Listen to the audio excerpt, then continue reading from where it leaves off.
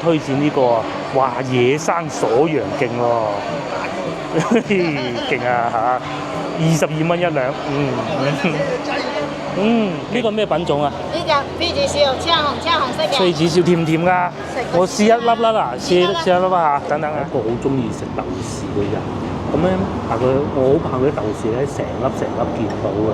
咁佢呢度咧都有簡單中爛過，但係又唔係好爛嗰種咯。然之後外邊呢度應該係會有啲蒜蓉。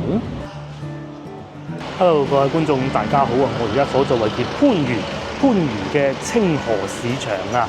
咁咧，我嚟呢度做咩嘢咧？話說咧，之前曾經去過趁墟，咁當時係石基。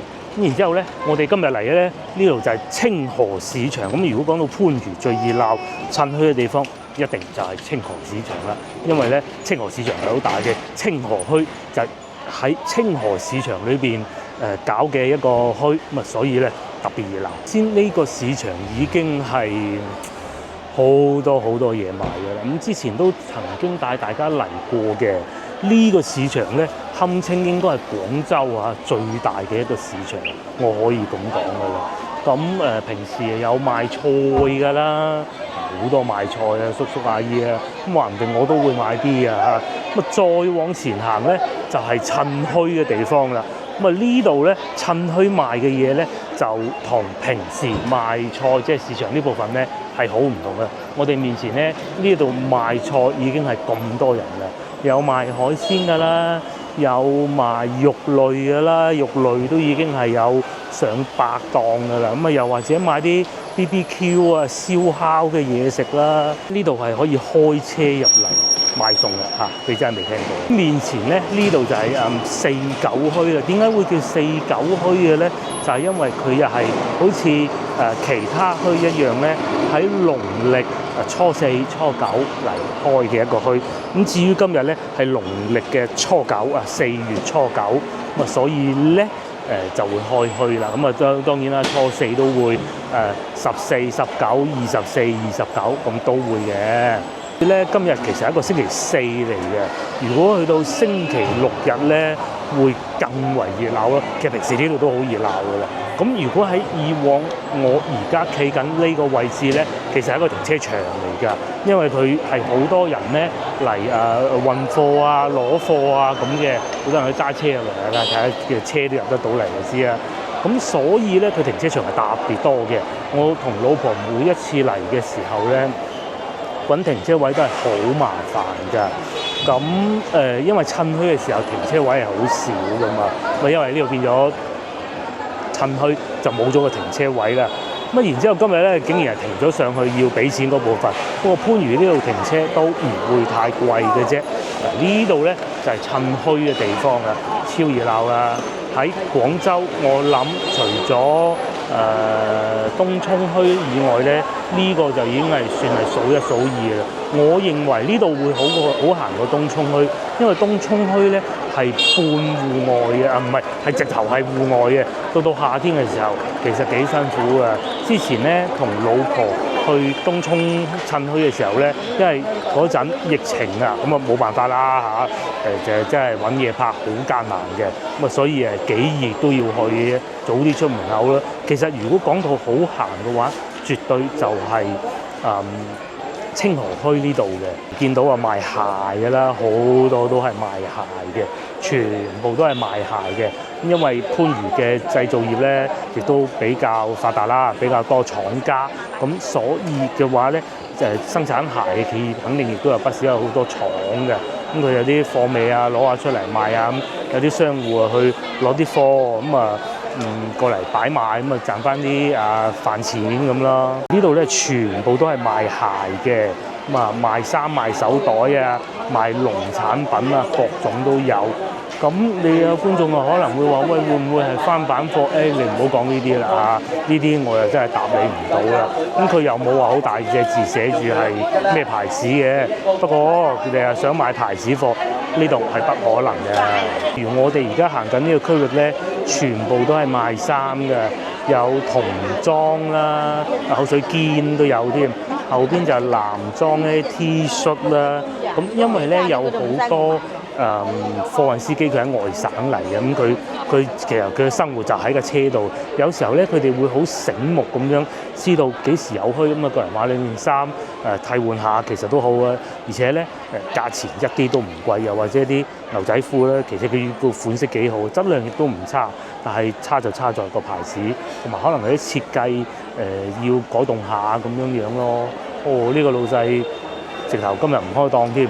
對面啊賣一啲手袋㗎啦，呢度啊賣啲女裝㗎啦，咁啊都係一啲附近阿姨啊過嚟買嘅。咁除此之外咧，其實呢度仲有隻賣嘅，因為我屋企嗰張隻咧已經係爛晒殘晒，老婆一直都話想買，不過我啊唔買啦。呢度啊賣衫勁喎，5蚊一件啊，大家睇下，啲阿姨不停喺度搶。其實呢啲喺屋企操着都冇乜所謂嘅啫，咁佢哋識揀㗎嘛，係咪？咁點解會咁平咧？其實就係斷碼貨尾嘅，咁啊大中細碼咁，假設賣咗兩個，得翻件細碼或者得翻件大碼，咁點賣啫？係咪？呢啲就叫做賣衫啊，賺頭蝕尾就係咁解啦。呢邊仲勁，仲有被賣添。咁同埋咧，我而家行緊呢部分咧，都係冰山一角嘅啫。啲隻幾多，又有竹隻啦、藤隻啦。因為廣東啊夏天潮濕啊，咁啊瞓啲隻咧舒服好多嘅係。咁啊就係同埋佢每一次趁墟都會見得到嘅賣氣球，因為阿媽帶個小朋友嚟趁墟，咁啊梗係想買啲嘢氹下佢高興啦嘛。咁至於呢個區域咧係賣水果嘅，我話等一等先，帶大家睇埋嚟呢邊啊嚇。咁啊再嚟啊有呢個窗簾布賣啦。咁窗簾布咧有觀眾話：喂，咁我屋企1.8米2，咁買1.8翻去1.2唔掂喎，買1.2翻去1.8唔掂嘅喎。咁其實咧佢係一定制嘅。其實呢啲商戶咧，呢啲小販咧都係好多啦，唔好講全部啦，都係一啲商戶嚟嘅。佢哋有固定個鋪位嘅，咁啊到趁墟嘅時候俾幾百蚊咁啊過嚟趁個墟賣下，咁亦都唔係一件壞事嚟嘅，而且亦都可以幫佢個鋪頭引流啊嘛，話連旗袍都有得賣添。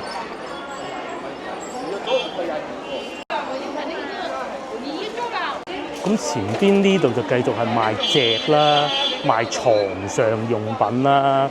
咁佢有部分咧係有明碼實價嘅，咁啊，但係咧我可以同大家講啊，番禺賣嘢咧就唔需要好擔心話翻到去老城區咁劏你一頸血，或者甚至乎一啲譬如我哋琴日去到高明咁咧，第一個市場咧其實價格比較貴嘅。咁問咗唔買又唔好喎，咁但係如果寫明價錢咁就好啦嘛。上一次我同老婆嚟到嘅時候咧，嗰日咁啱係星期日嚟嘅，應該係超級熱鬧。咁啊嗱，20蚊童裝又有啦嚇，短嘅牛仔褲又有啦，又或者上邊啲好有型嘅 T 恤啦，呢啲褲係69蚊一條，幾靚啊！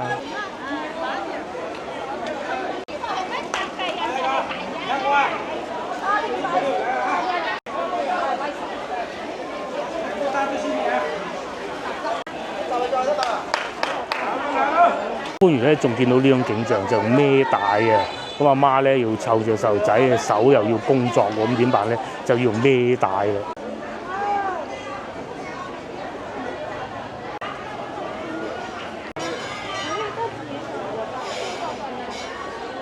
我哋行過而家呢個區域之後咧，咁啊其實仲有幾樣嘢賣趁墟。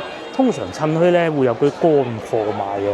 嗰啲咩瓜子啊、花生啊，咁前邊就係嘅啦。嗰度我匆匆睇過就算啦，因為咧我都係想翻過去買水果啊，叔現場試下條褲啱唔啱着添，幾開心。100蚊3件，咁啊啲 T 恤其實都幾好睇嘅喎，100蚊3件啊，佐丹奴嚟啊，咁係正版唔出奇啊嚇。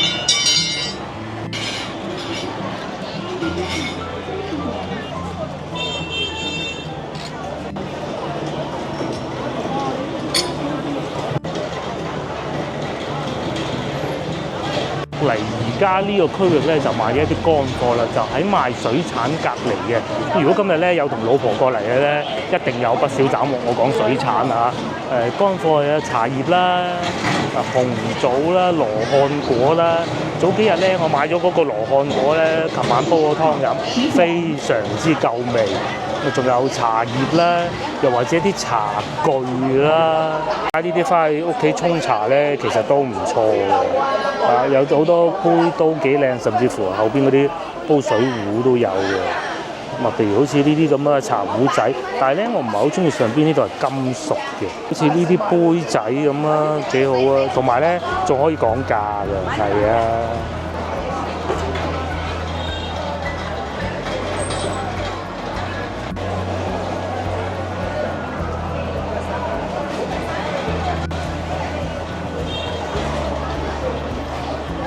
除咗茶葉以外，梗係有啲鹹魚啊、蝦乾啊賣啊，仲有決明子啲決明子好似都係做枕頭喎，應該可以都藥嘅。金銀花啦、花洲吉紅啦都有，金銀花可以買啲，好中意金銀花嚟煲水飲嘅。然之後仲有花旗參呢都有，10蚊金銀花有幾多？其實都不少嘅。咁但係咧，因為中草藥呢一樣嘢咧，每個人嘅體質都唔同㗎。不過我有朋友咧，因為佢尿酸係比較高啊，佢曾經試過咧飲完金銀花之後咧，就個個人都冇事，就係佢有事，咁啊尿酸高痛風，所以咧大家一定要注意嘅。哇，10蚊都有咁多喎！推薦呢個啊，哇野生鎖陽莖喎，勁啊嚇！22蚊1兩，勁。咧佢哋嘅鋪租唔係話勁貴，所以其實好多老闆咧都唔會話你快走啦，唔好阻住個地球轉啦，冇嗰種感覺嘅。想去水果檔嘅我咧，咁啊都過嚟睇下海鮮呢邊啦，呢邊真係勁啊！如果咧你有揸車嘅前提之下，想去南沙啊海鮮加工，其實如果你唔怕麻煩咧，時間係好充裕嗰種咧，強烈建議大家過嚟呢度買啲生蠔河鮮，因為去到南沙14涌咧，首先講清楚，呢度去南沙14涌其實係遠㗎嚇，咁但係你有揸車，梗係想去多啲唔同嘅地方，又想食得好啲，同埋食得多啲唔同嘅種類啊嘛。喺呢度買海鮮，過去南沙14涌加工，因為南沙14涌加工嗰幾間鋪頭咧，其實佢冇限你喺邊度買㗎，你中意喺邊度買都得㗎嘛。咁啊買完之後過去嗰邊加工，咁啊呢度平啊嘛，啲肉蟹98蚊一斤就梗係貴啦嚇，奄仔蟹100，咁啊睇時候啦。呢度仲有鱷魚賣啊，開刀鱷魚啊，係啊。講到話開刀鱷魚咧，就喺芳村西朗市場面前咧，呢度先至係大哥，呢度其實仲有好多檔㗎嚇。又或者呢啲台山黃油蟹58蚊一隻，又或者後邊嘅基圍蝦啦，超級大隻，勁喎！東星斑各種都有㗎，野生嘅九節蝦啦，老細幾好生意。呢度啊賣象拔蚌同埋長腳蟹嘅，65蚊一隻㗎。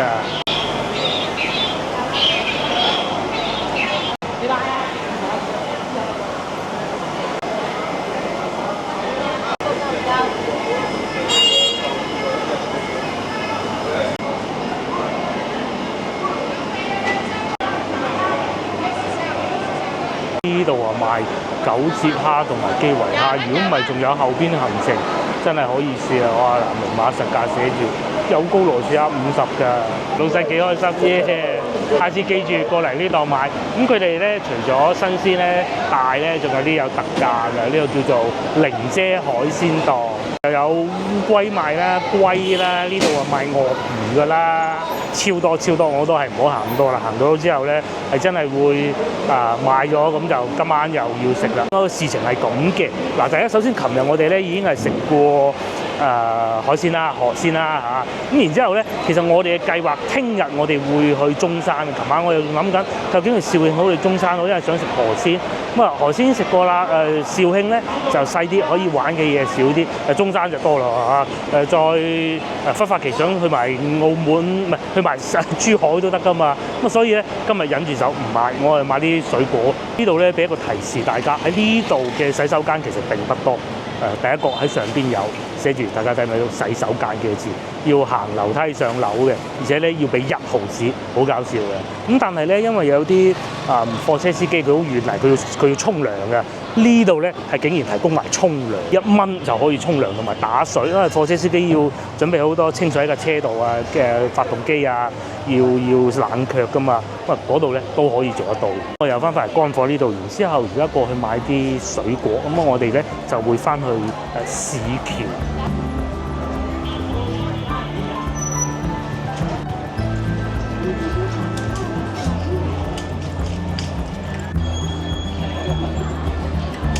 我先頭都講㗎啦，係有呢啲貨㗎。咁你話係咪正品咧？咁我諗應該就唔係啦嚇。但係會唔會係同一個廠家出嘅咧？因為佢代工嘅啫嘛，唔出奇嘅。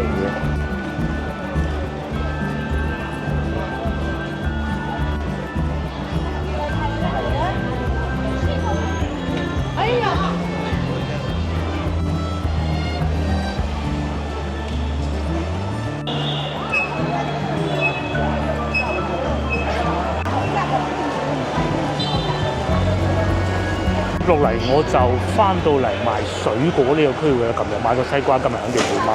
呢邊咧又係賣呢啲蘿啊、梨啊咁嘅東西嘅。不過仲有芒果，芒果都唔買啦，食得太多啦。就係仲有大芒果。咁其實我今日咧係想買啲荔枝，買少少翻去。不過我係食啲，老婆又食啲嘅啫，但係冇寫價錢喎。老細荔枝幾錢啊？呢個咩品種啊16、18。呢個咩品種啊？呢隻飛子燒，青紅色嘅。飛子燒甜唔甜㗎？我試一粒啦，嗱，試一粒嚇，等等啊！但我啱先試過啦，咁啊啱見到有荔枝賣18蚊嚇，我買25試過啦。咁你話同勁甜嗰啲比，咁啊梗係仲有啲時間嘅需要，但係咧可以接受，18蚊1斤嚇，我俾20蚊嚇，老細。老闆娘重手喎，執多咗啊！俾多10蚊啊！嗱，老細啊，唔該。之外仲有柑啦、橙啦，呢啲都好食嘅，可以買一啲。買咗10隻柑啊嚇，10蚊8毫，超多嘢買啊！咁啊，又有火龍果啦，火龍果好啊，早排咧。啲腸胃唔係太好啊，洗手間好辛苦咧。飲完火龍果啊，食完火龍果，飲完棒果之後，啲嘢都好似幾暢順啊。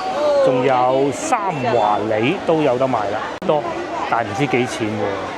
自從舊年食過一次之後咧，我愛上咗啦。幾錢啊，老細？10蚊係嘛？哦，10蚊可以啊。呢啲係甜定係酸啊？偏甜啲係嘛？冇問題。水果咧買咗咁多啊，真係滿載而歸，用咗18蚊3啊嚇。咁啊呢度咧就仲有榴蓮賣添，我都當睇唔到啦。今年啲榴蓮好似平啲喎嚇。哦，但係唔平喎，嗰度寫住28蚊1斤。咁同埋咧喺清河市場啊，其實就喺隔離嗰度嘅啫，就有好多賣榴蓮嘅鋪頭㗎啦。咁啊唔買啦，走先啦。買咗好多。係咪好刺激、好熱鬧咧嚇？咁啊好啦，佢買就買齊啦。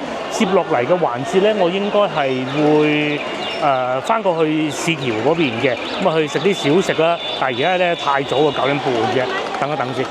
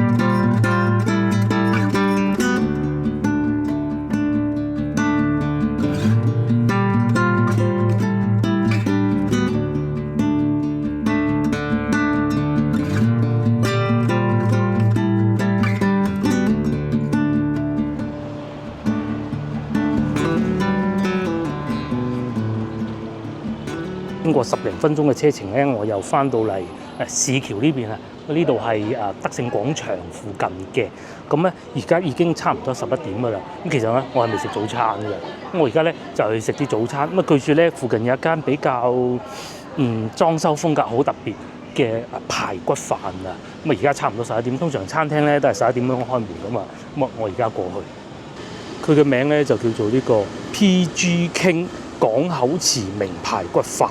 咁啊過去試下啦。喺呢度行咧仲要7分鐘就到㗎啦。至於呢度咧就叫做聖興大街。咁啊我而家行緊呢條路德勝路路口。咁我相信應該差唔多到餐廳啦。遺憾少少嘅就係可能仲未夠時間開門嘅啫。咁啊點都好啦，喺附近等一等。呢度仲有呢個牛之味新鮮牛雜早餐粉啊，10蚊嘅喎，幾得意喎！咁啊呢條路咧係好安靜啊，斜對面有便利店啦，附近係一啲居民樓嚟嘅，應該就係喺呢度過去嘅。咁啊其實咧喺呢度附近啊都好多好嘢食啊，譬如話行過去少少嘅有一個食腸粉好出名㗎啦。考慮到鋪食腸粉悶嘅啲觀眾會，咁啊今日試下排骨飯咯。咁同埋我已經證實咗佢哋係11點鐘開門嘅，仲爭10分鐘。於我面前呢條路咧就叫清河東路。咁咧其實咧喺呢度一路過去咧係可以去得到清河市場㗎嚇。咁啊先頭我開車過嚟咧，路上都幾暢順，唔會話太過塞車。而且咧喺番禺市橋呢度啊，佢俾到我感覺咧更有老城區嘅感覺。唔似話番禺廣場嗰邊咁新，係會有更多呢啲舊屋啊。甚至乎有啲咧仲會見到有騎樓㗎。公共交通工具方面咧，亦都係比較方便嘅。個市橋地鐵站當然唔使講啦，前邊咧就有巴士站。咁至於交通路線，我去到坐低再同大家慢慢就係呢度啦。PG King 啊，竟然啊用一個英文嚟起名啊，叫源於中山港口特色排骨飯喎。有排骨飯限量10蚊，咁厲害喎，價錢唔貴喎，10蚊啫喎。咁啊下邊仲有嘢飲嘅汽水啊，各種啊都唔係話賣到勁貴嗰種嘅。咁啊仲有呢個係豉汁蒸排骨都有嘅，魚香茄子啊，蝦米蒸水蛋啊，哇好吸引！咁啊老細已經喺度㗎啦，我坐低揾個位先。佢嘅裝修咧係咁得意嘅喎，係呢種幕牆咧仲係爛呢種嘅喎。佢哋嘅餐廳咧係用數碼點餐嘅。咁我已經攞單，我叫咗好多嘢食啊。咁首先咧，我係白飯啦。咁我係唔會叫排骨飯，我係叫蒸排骨同埋白飯嘅。咁啊加個蠔油生菜、汽水同埋蒸鹹鴨蛋咁嘅。餐廳呢度咧，我最初都以為係一個好後生嘅鋪頭嚟，唔係喎，有叔叔過嚟食嘅喎。既然係咁，就再同大家睇下有咩食啦。滷水雞髀10蚊一份，香菇滑雞人多嚟咪好咯，10蚊一份啊。滷水雞翼啦，鹹蛋就我啱先叫嘅啦，維他奶啦，鹹魚茄子，佢寫咗好多新品喎，同埋咧比較特別嘅咧係咧，佢好多都係限量嘅。4份就得翻鹹魚茄子，榨菜蒸豬頸肉啊，排骨飯啊咁咯。咁啊最出名當然係排骨飯啦，又或者臘味飯應該都係比較受歡迎嘅。咁除此之外就有湯啦、冬菇肉餅啦，各種都有嘅，唔係嗰啲好新派嗰啲鋪頭嚟嘅。仲有啊排骨板小南瓜，即係南瓜排骨飯咯嚇，皮可食。幾好喎！咧我成日咧即係講下題外話啦嚇，我成日咧就話嗰啲電動自行車啊搞到着火啊各種。其實我同大家講個古仔啊，我真係好猛啊！今朝咧喺我屋企啊，咁我搭電梯落嚟啦，等咗好耐，因為個電梯其實我冇乜，我住嗰度咧係得9層樓嘅，就係新加裝電梯嗰種嘅。咁等咁耐嘅咧，8樓又等7樓等6到嚟先知，原來有人啊推部電動自行車上樓，咁我即刻鬧佢咯。我心諗，就算我老豆同佢好熟，我都係咁話㗎啦。咁佢係狡辯嘅，嗰部車咧係嗰啲唔係好大功率，唔係好大功率都唔得㗎，好危險㗎嘛。咁啊同啲咧仲有另外一位先生，咁咧因為個電梯咧當時係停咗8樓同埋7樓嘅，咁我唔知佢推電嘅時候，即係嗰個人上樓嗰人咧係住幾樓，咁我問另外一位先生啦，我話你知唔知佢住幾樓啊？好危險嘅喎，個先生話佢住8樓，咁咧即使話7樓就係推電動自行車上樓嗰個人啦。咁我又話咯，你唔講，到時燒着咗，你第一個受災，呢間屋都唔使要。咁我哋住樓下，我住5樓嘅。咁好危險噶嘛，大佬啊！我鬧鬼佢咯。因為如果我下次再見咧，我真係報警喎。咁點解講呢啲廢話咧？事情又有新進展咧。我開車嘅路上咧，咁我係會聽收音機。喺人民南路93號批發市場發生火警。至於你話係咪電動自行車，咁官方未通報，我就梗係冇辦法證實啦。但係好老實講，機會係好大嘅。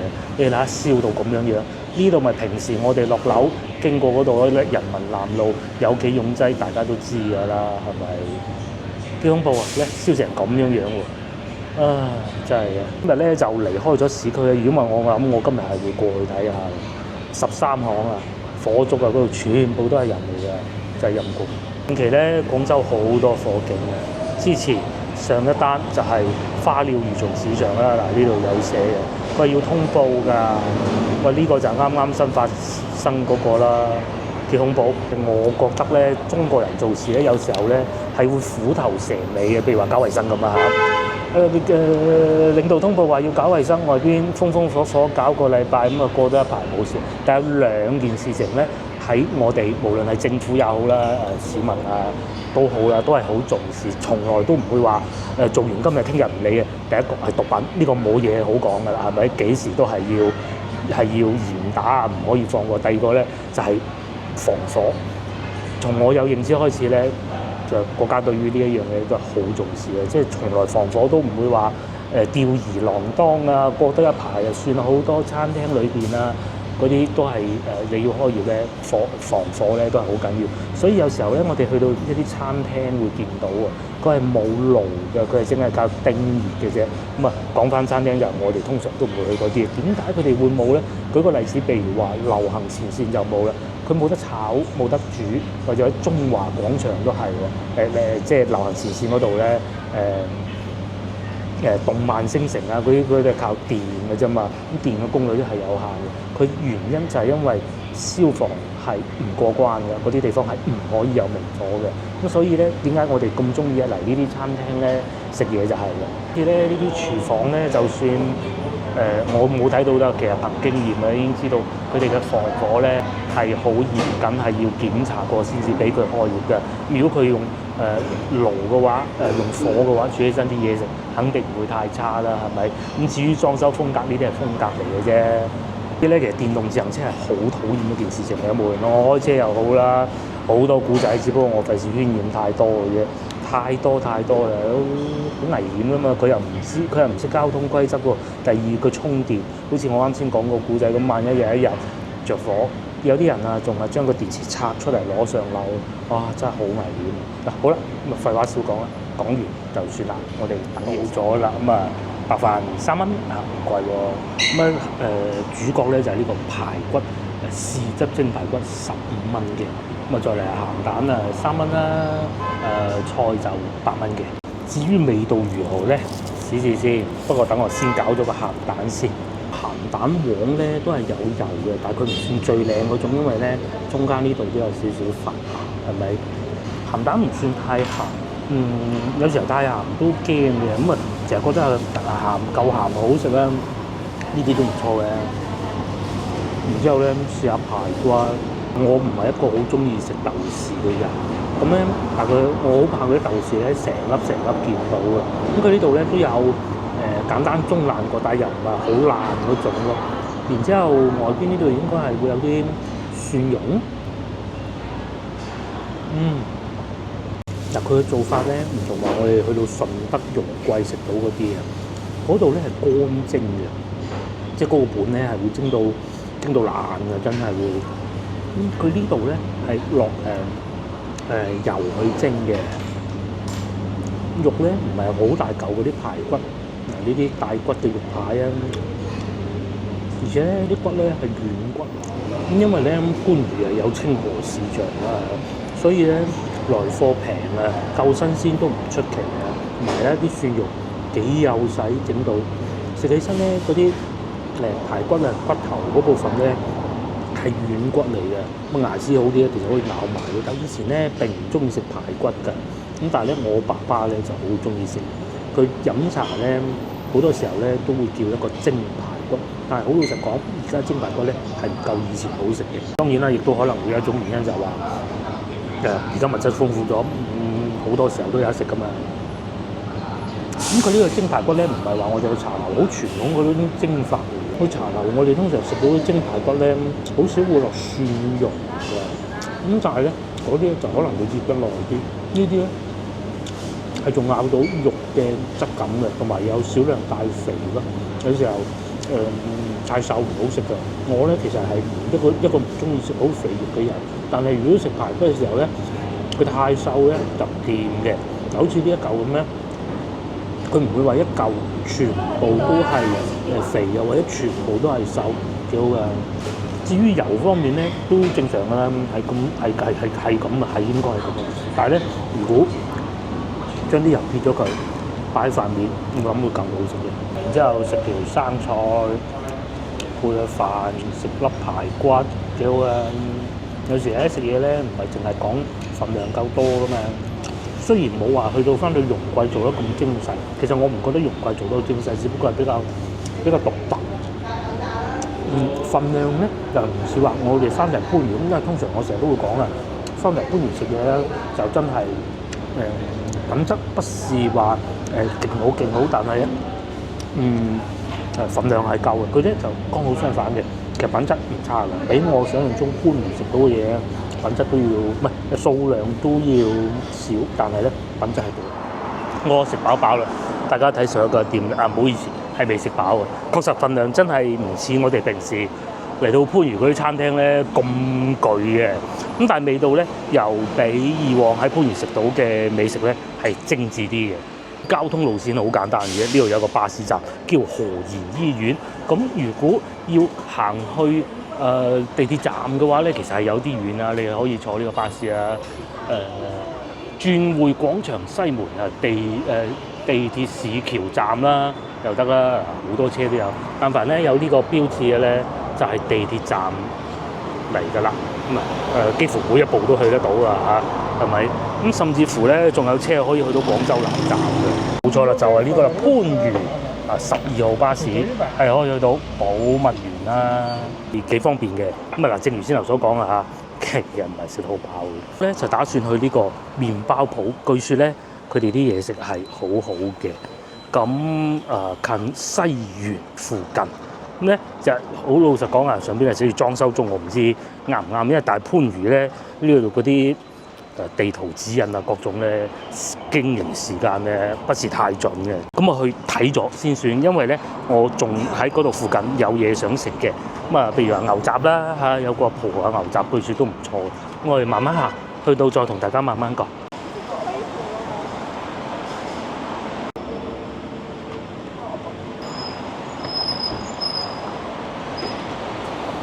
餐廳嘅時候咧，我咪對呢啲電動自行車大吐苦水啊！嗱，大家睇下，翻到廣州老城區又係咁，方便梗係啦，唔係我啊嘛。係佢啊嘛，佢梗係方便啦。好討厭咧嗰條路，先頭咧我喺清河市場嗰度咧去洗手間啊，行咗幾遠先兜得開啲電動自行車。即係有啲人咧脾氣唔好嗰啲啊，佢阻住佢條路，嗱你睇阻到咁樣，真係會一手全部掹低佢嘅。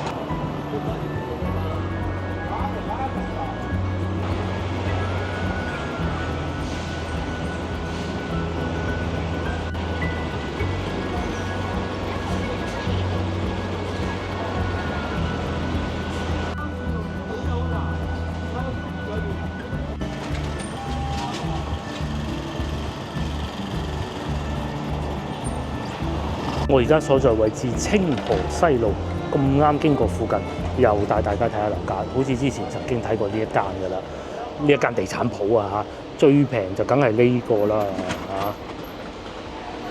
光南街喺邊嘅咧？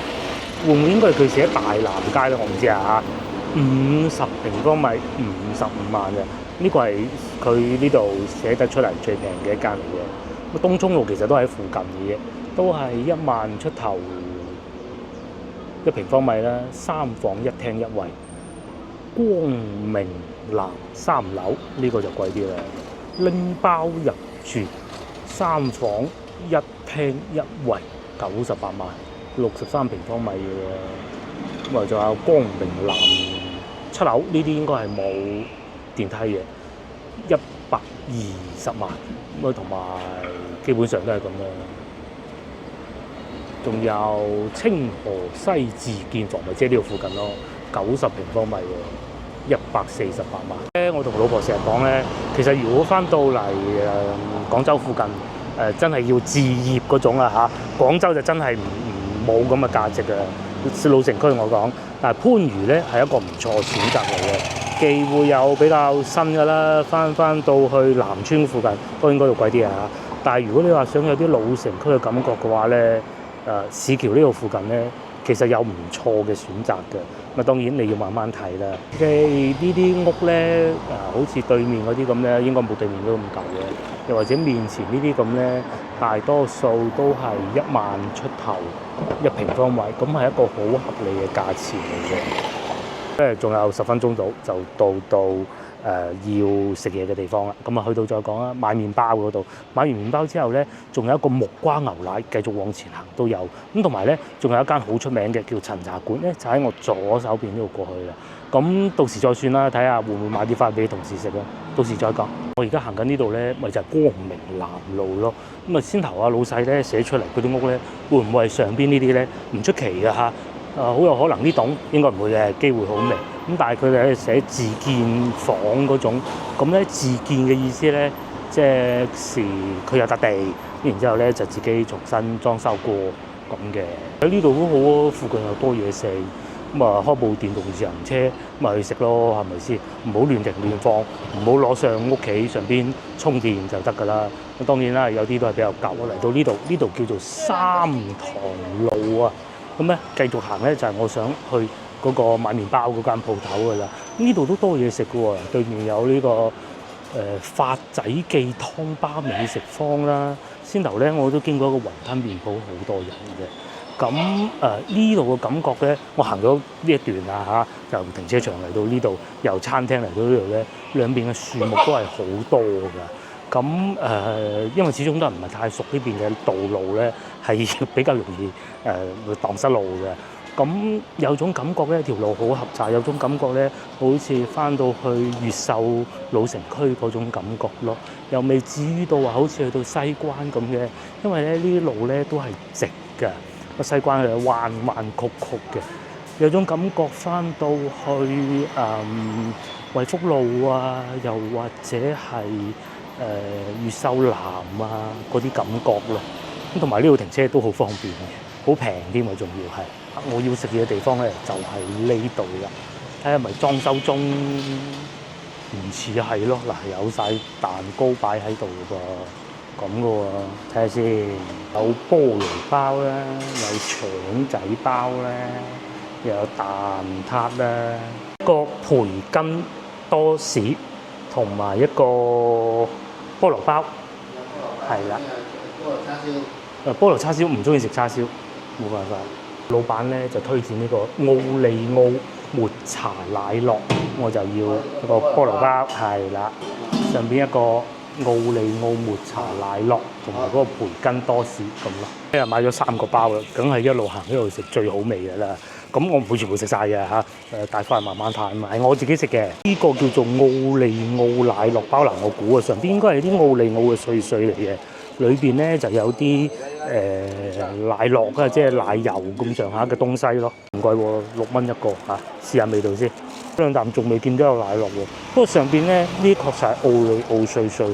你哋嘅鋪頭咧裝修得好靚，咁然之後原來咧，我以為又係嗰啲後生仔好新嗰啲鋪頭，原來唔係嘅。阿老闆同老闆娘咧係叔叔阿姨嚟嘅。咁得意嘅裝修啊！番禺真係得意嘅，呢度終於有啲奶酪啦，啲餡都幾好食，同埋唔算太甜，幾好。咬咗2啖，翻去慢慢嘆。接落嚟試下呢個，呢度有個培根肉喎，培根啊咁嘅喎，一件多士焗過嘅。佢呢個包嘅多士啊嚇，呢個邊邊呢度咧係好脆嘅，咁啊咬落第一啖咧，大家見到我啱先嘅表情咧，確實都係幾硬嘅，咬落去咧又好軟，同埋咧食到嗰件培根嘅時候咧，好香啊！咁佢又唔算話焗到好脆啊，脆卜卜啊，食落去咧食到條脷會痛嗰種嘅，但係咧有啲培根咧又幾好食嘅，好香。而且咧件培根唔算太鹹咯。個早餐嚟講咧，再加支牛奶係幾好嘅嚇。嗱好啦，廢話少講，接落嚟咧，我最去埋最後一個地方就係食木瓜牛奶嘅，哇！好期待啊！喺呢度行過去15分鐘、10幾分鐘嘅步行，我終於嚟到呢度啦。呢度叫西麗路。咁咧，我要食嘢嗰個餐廳就喺斜對面，但係睇上去個樣咧好似未開門喎，係唔知點啊嚇！去到再講啦。咁啊，佢個名咧就叫做阿文木瓜牛奶啦。如果係冇嘅話，我哋翻去月陳記食芝麻糊咯。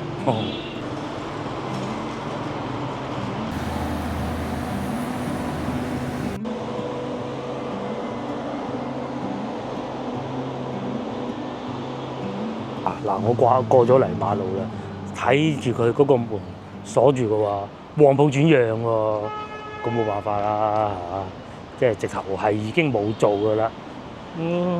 辦法啦，我喺隔離呢度買杯嘢飲算啦。呢個係飲檸檬茶嘅吧，應該係啊，呢度就喺佢哋鋪頭隔離嘅啫。佢係諗住入嚟飲杯嘢嘅啫嚇，咁啊睇下有咩飲啊。我諗住飲啲冇咁甜嘅巴打檸，呢個我估會好酸嘅。咁啊，鴨屎香打檸、雞龍青打檸，呢個可以試下喎。正常就係啦。咁啊，仲有雞蛋仔啊、草莓啊，即係佢嘅檸檬茶咁，然之後啲茶咧係有唔同嘅口味嘅，仲有百香果打檸添，好多鴨屎香。我試下呢個叫雞龍青嘅啦嚇。茶館咧唔會啦，因為喺度咧過去咧都幾麻煩嘅。咁同埋今日咧整個行程咧都幾遠嘅。咁啊，大家以後翻到嚟咧可以最好打車，真係一定係要打車。我咁行咧，即係當減肥嘅。尤其咧而家天氣開始熱啦，咁啊喺條街度行咧，即使係市橋呢邊咧樹蔭係比較多都好啦，都係好熱嘅。如果唔係我都唔使就隔離冇開，要嚟飲檸檬茶啦，係咪？我杯嘢飲就到咗雞龍青咁讀嘅喎，好解渴，同埋真係唔係好甜。即使咧我揀全部都係正常嘅，都係有時有啲太甜咧，因為眾所周知咧，其實啲飲品咧嗰啲甜咧，佢咪蔗糖都係啲果糖啊，即係好有可能係好似汽水裏邊嗰啲果糖啊。粟米做出嚟嘅，又或者其他一啲製品啦嚇，咁咧其實嗰啲係會比蔗糖更冇益嘅。咁啊，所以咧點解我哋出去飲嘢嘅時候咧，就通常要少啲嘢。其實蔗糖啊冇所謂，反而係一啲澱粉質嘅糖啦，又或者係果糖啦，其實唔係太好嘅。咁啊，佢呢個咧唔會太甜，仲飲到茶味同埋呢啲青檸檬嘅味道打過嘅，幾好。咁佢係呢種咧，而家國內咧好多呢啲檸檬茶鋪咧，佢啲檸檬咧係咁樣切開嘅，佢哋又唔似話香港咁樣咧切薄片嘅。